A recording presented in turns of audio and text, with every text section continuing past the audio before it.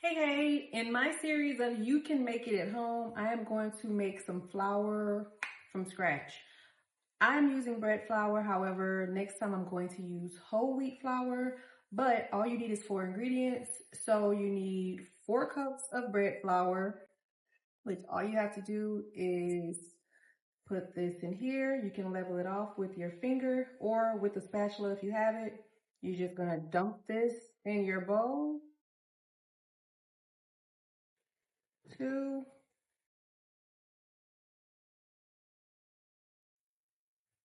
and then 1 more cup.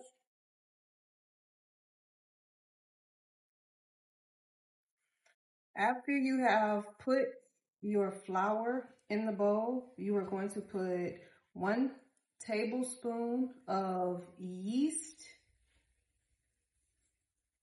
and then 1 teaspoon of salt.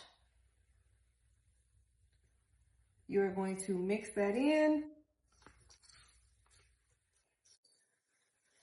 and then you're going to add 2 cups of warm water. So you're just going to pour it. Make sure it's not too hot, just warm to the touch. And then you can mix it with your hands or some type of spatula. You're just gonna go around until everything is combined. And then once it's combined, you want it to be sticky to the touch.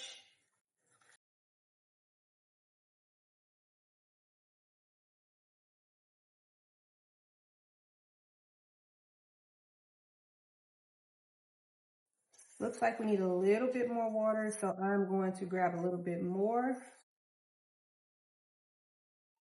Adding about another 1/2 cup of warm water to get everything combined.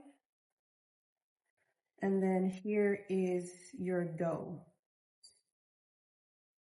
As you can see, it's a little wet, and that's what you want. You don't want it to be too dry.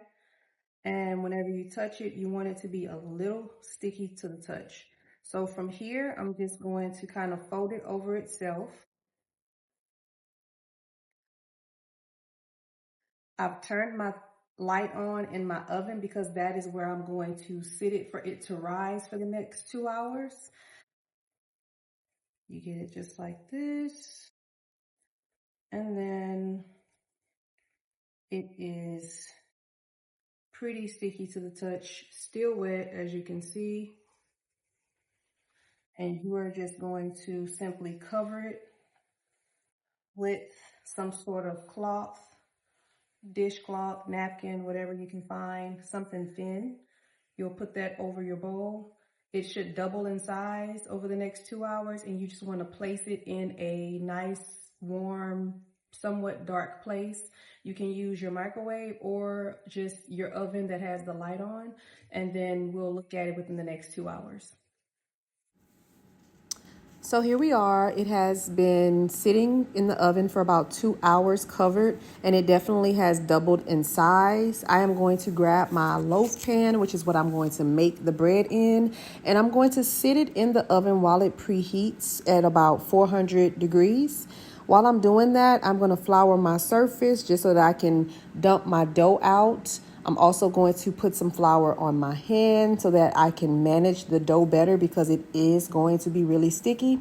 And here we go. Let's go ahead, and as you can see, it's really sticky to the touch, and that's exactly what you want. You also want to make sure you see those bubbles in the dough because that's how you know the bread is going to rise beautifully. Go ahead and put all of your dough on the counter that is floured and get as much out of the bowl as you possibly can. As you can see, that is all the dough out of the bowl. So go ahead and set that to the side. You are going to simply knead the dough, adding flour as you go so that it's not as sticky and you can manage it.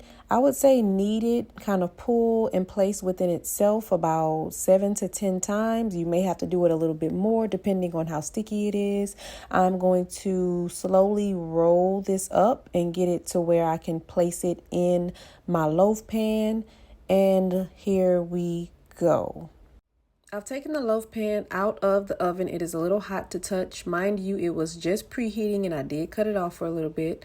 Now we're going to go ahead and place this parchment paper down in here. You can spray it with butter, whatever you need to do.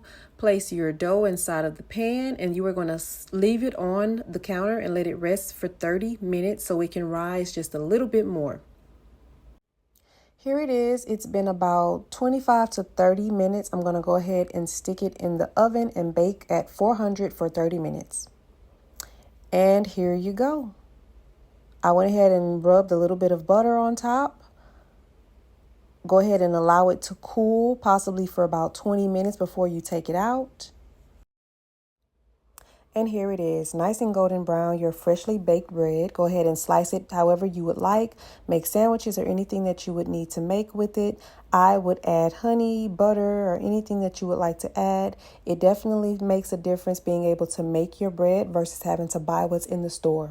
So thank you so very much for watching. I hope you take these tips and I hope you get to baking as soon as possible. Thank you.